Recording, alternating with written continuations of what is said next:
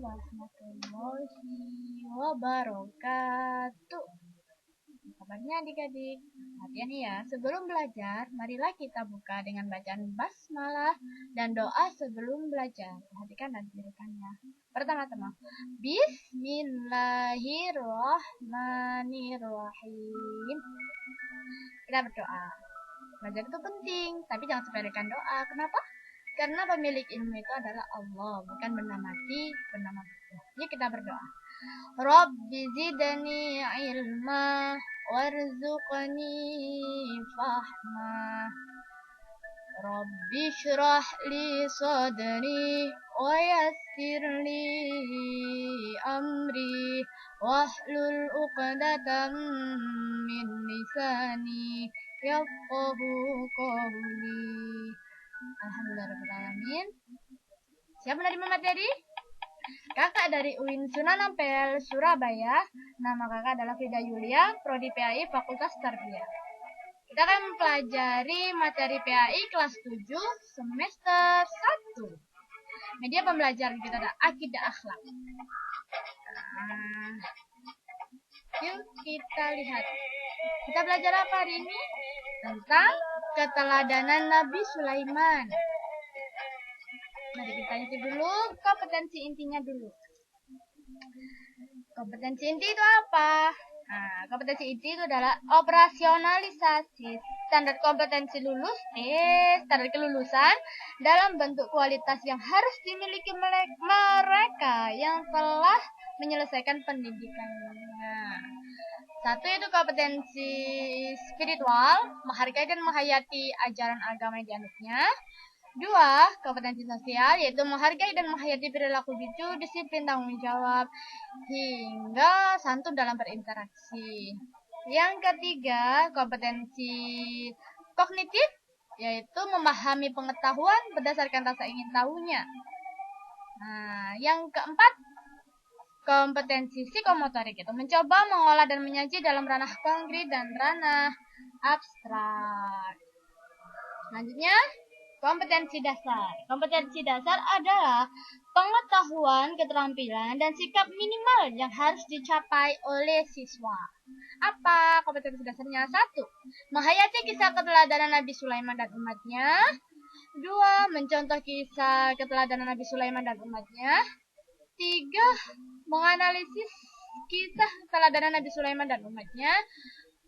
4. Menceritakan kisah keteladanan Nabi Sulaiman dan umatnya. Indikatornya apa? Indikatornya 1. Menjelaskan contoh kisah keteladanan Nabi Sulaiman. Yang kedua, menjelaskan hikmah yang bisa diambil dari kisah keteladanan Nabi Sulaiman. Yang ketiga, menunjukkan contoh orang atau tokoh yang meneladani sifat Nabi Sulaiman. Yang keempat, menyajikan cuplikan kisah-kisah keteladanan Nabi Sulaiman alaihissalam. Yuk kita lihat kisah ceritanya.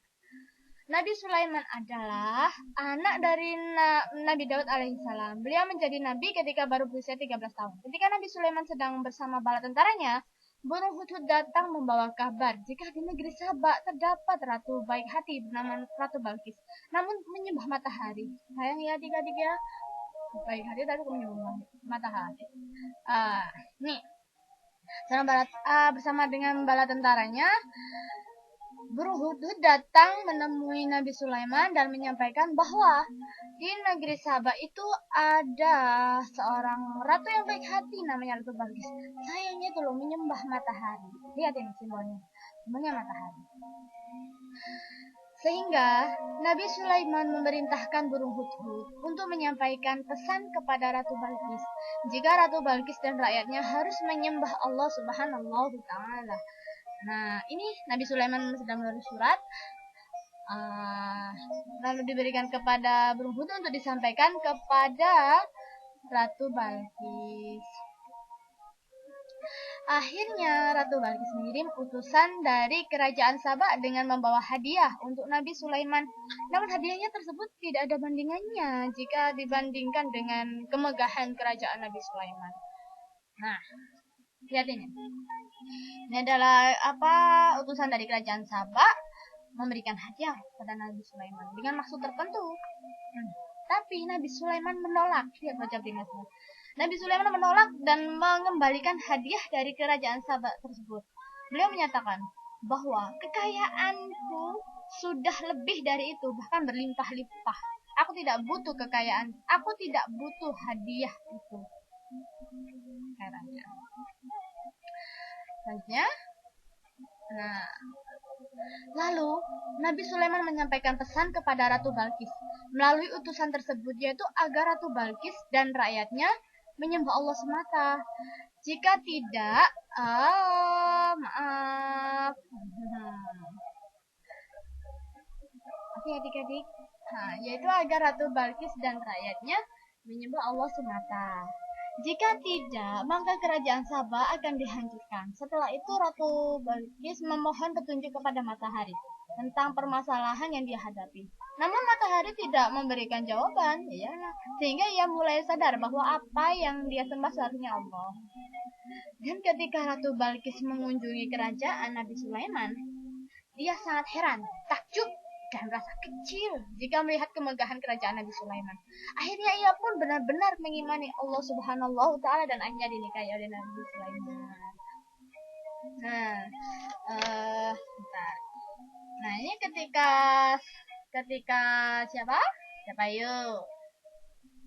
Nah, Ratu Balkis. Ini Ratu Balkis tidak mau datang ke singgasananya Nabi Sulaiman. Ketika rombongan besar dari kerajaan Sabah itu telah berangkat menuju singgasan Nabi Sulaiman berkeinginan membuat peristiwa yang luar biasa, yaitu dengan mengangkat singgasana kerajaan Sabah untuk menjadi tempat duduk Ratu Balkis ketika tiba di kerajaan Nabi Sulaiman. Singgasananya itu loh dipindah. Nah, ini Nabi Sulaiman mengutus utusan, yaitu para jin, kumpulan para jin, semuanya dikerahkan untuk membantu menghias seindah mungkin, memindahkan singgasananya di dekat kerajaan Nabi Sulaiman. Dan herannya, ketika Ratu Balkis datang, ia begitu tercengang mendapati singgasana kerajaannya berada di tempat itu. Gaun indahnya pun ia tidak ingin gaun indahnya yang basah ini. Lihat ya, basah. Kenapa? Dia menyangka bahwa yang di bawahnya itu adalah kolam yang basah, tapi lantainya licin. Tapi Nabi Sulaiman berkata, itu bukanlah kolam, tapi lantai yang licin yang terbuat dari kaca. Ratu Balkis sangat malu dan merasa kecil. Ternyata kekuasaan besarnya tidak sebanding dengan kekuasaan Nabi Sulaiman. Dan akhirnya apa adik-adik? Ratu Balkis masuk Islam dan percaya, mengimani adanya Allah Subhanahu wa Ta'ala. Nah, alhamdulillah. Lalu kita ini karunianya nanti apa ya? Seperti yang telah dipaparkan di atas, Nabi Sulaiman itu memiliki banyak karunia yang Allah berikan. Di antaranya karunia besarnya adalah lihat. 1. Mengetahui bahasa semua binatang. 2. Dapat mengendarai angin. 3. Mempunyai pasukan yang paling kuat. Ada lagi itu yang namanya jinnya itu yang paling besar, namanya siapa? Jin Ifrit. Jin Ifrit maksudnya. Nah, yang keempat, Nabi Sulaiman adalah nabi yang paling kaya. Keren kan? Nah, kita lihat selanjutnya, kita lihat keagungan Nabi. Tetapi justru dengan kekuasaannya yang amat agung dan besar itu, yang seakan tidak terbatas, hal ini membuat Nabi Sulaiman merasa rendah hati di hadapan makhluknya yang lain. Hal yang patut kita teladani diantaranya adalah 1. Nabi Sulaiman adalah orang yang diberi kekuasaan sangat luas dan hartanya melimpah oleh Allah. Tapi ia tidak angkuh dan tidak sombong. Ia tidak lupa diri. Ia tidak membanggakan hartanya yang berlimpah. Yang kedua, Nabi Sulaiman selalu bersyukur atas nikmat yang diberikan Allah kepadanya, baik yang berupa kekuasaan maupun yang berupa harta kekayaan. Yang ketiga, Nabi Sulaiman adalah seorang pemimpin yang adil dan bijaksana dalam menyelesaikan berbagai perkara. Yang keempat, Nabi Sulaiman adalah orang yang selalu menghargai dan menyayangi terhadap sesama makhluk, baik terhadap manusia, jin maupun binatang. Subhanallah sekali ya. Ini adalah yang keagungan Nabi yang patut kita teladani. Ya Pak adik-adik? Ya, alhamdulillah pelajaran kita usai. Sekian media pembelajaran tentang keteladanan Nabi Sulaiman. Semoga ilmu yang kita dapatkan bermanfaat dan barokah. Editornya saya Frida Yulia, supported by dia sendiri ya. Ya, terima kasih.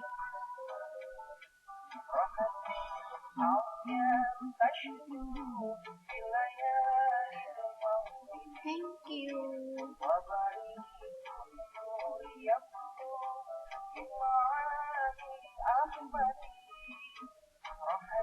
Terima kasih kepada Bapak Ahmad Fauzi MPD yang selalu membimbing dia. Wassalamualaikum warahmatullahi wabarakatuh. Thank you very much.